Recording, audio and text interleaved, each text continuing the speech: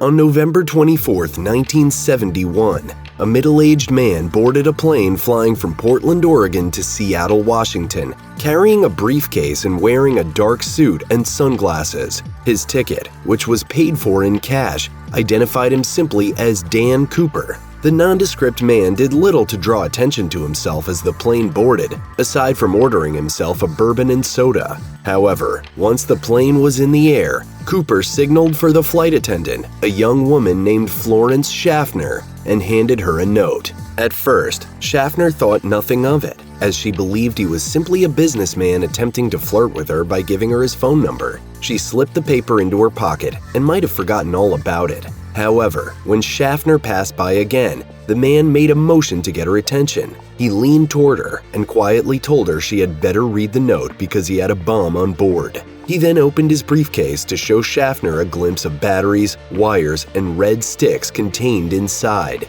Schaffner delivered the note to the plane's captain with a transcribed list of Cooper's demands: 2 front parachutes, 2 back parachutes, $200,000 cash, and a fuel truck waiting for them at the Seattle airport to refuel the plane. Cooper demanded the note back from Schaffner after it had been read by the pilot, so its exact wording has never been recorded, although some witnesses do remember that it contained the phrase, "No funny business."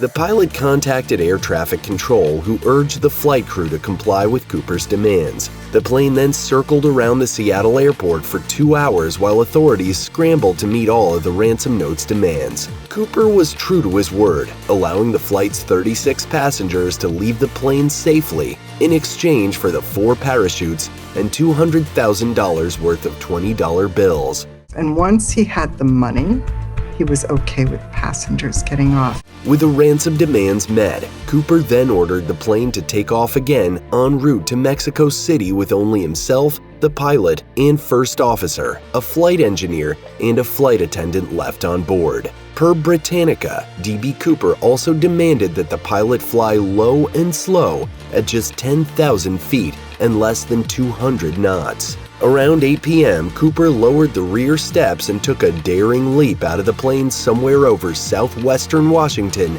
never to be seen or heard from again. The only trace of the mysterious Cooper appeared years later in 1980, when a young boy exploring the banks of the Columbia River in Washington state came across packets of cash totaling $5,800, which authorities confirmed matched the serial numbers of the bills that had been given to Cooper. Some people believe it is impossible that the man calling himself D.B. Cooper survived the fall at all. But despite an extensive search of the area between Seattle and Reno, a body has never been found. Others believe this may simply have been an incredible case of a man who defied the odds and escaped with the money, living out his life somewhere in the world undetected. The FBI spent 45 years trying to track down the true identity of D.B. Cooper, perhaps the world's most infamous skyjacker, before finally officially calling off the investigation in 2016.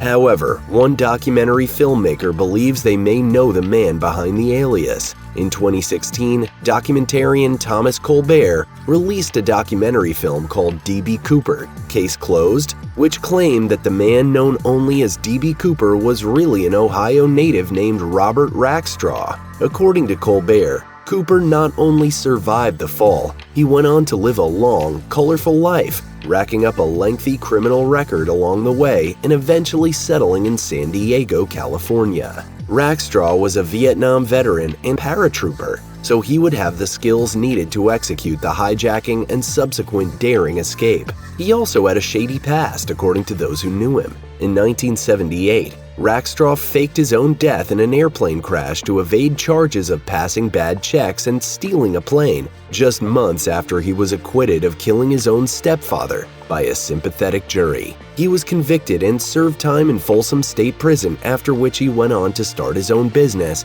and earn an economics degree from the University of San Francisco. After an analysis of his explosives training, paratrooper experience, and photos which show a striking physical resemblance to descriptions of the skyjacker, Colbert and his team of investigators determined that Rackstraw was the man behind the crime.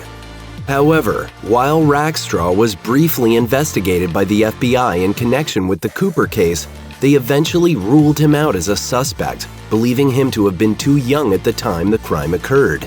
Throughout his life, Rackstraw never confessed nor definitively denied the rumors that he may have been the real D.B. Cooper. Rackstraw passed away in 2019 at the age of 75, and while some people like Colbert remain convinced that they have finally cracked the case, the real truth behind the mystery of D.B. Cooper may have died with Rackstraw. Check out one of our newest videos right here. Plus, even more grunge videos about your favorite stuff are coming soon. Subscribe to our YouTube channel and hit the bell so you don't miss a single one.